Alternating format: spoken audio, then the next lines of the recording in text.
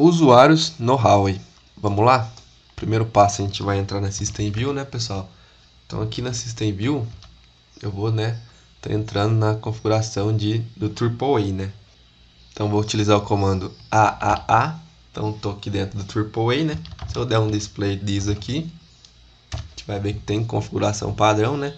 A gente tem os esquemas aí de Authentication, Authorization e Account, né? Padrão do AAA. E a gente vai criar, né, um usuário aqui para a gente fazer acesso nessa caixa remotamente. Então via SSH, via Telnet, etc. Então o comando que eu vou dar aqui vai ser o comando local user, né? Então vou criar um usuário local, vou dar um nome chamado Luiz Henrique.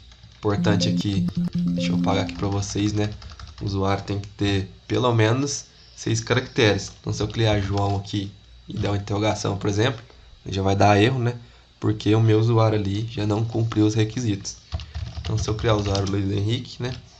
Da interrogação ele me dá algumas opções. Então aqui eu já vou criar o password e a gente tem, né, algumas tipos de password. Então a gente tem o cipher, né, que seria o password criptografado, porém ele tem o algoritmo AES reversível. Então a gente vai utilizar aqui no caso o Irreversible Cipher, né, que é como o nome já fala, esse algoritmo, né, ele é irreversível. Então se por acaso você esquecer a senha aí, né, tiver com o algoritmo irreversível, um abraço. Então não tem como descriptografar, né? Então você vai ter que criar outro usuário, né? Deletar, criar de novo, criar com outra senha, porque esse algoritmo não tem como reverter ele. Então a gente vai usar Irreversible Cipher. Interrogação. A gente vai passar a nossa senha aqui. Então a senha obrigatoriamente tem que ter uma letra maiúscula, uma minúscula, um número e um caractere especial. Eu vou criar uma senha padrão aqui. Paz@123, né? Crie uma senha aí em produção bem mais difícil, né? Recomendado. Beleza, usuário adicionado. E agora, né, eu vou atribuir o serviço para ele. Então, diferente do MikroTik, né, os serviços não vem habilitado. Então, local user, vou passar o meu nome, passar service type e aqui, né, eu tenho uma infinidade de serviços. Então, tem FTP, HTTP, SNMP, Telnet. Então, a gente vai criar pro usuário Luiz Henrique somente, né, permissão de acesso SSH. E agora, né, a gente vai definir para esse usuário um level, né, de permissão que vai de 0 a 3. Então a gente no MikroTik tem, né, permissão read, write e full.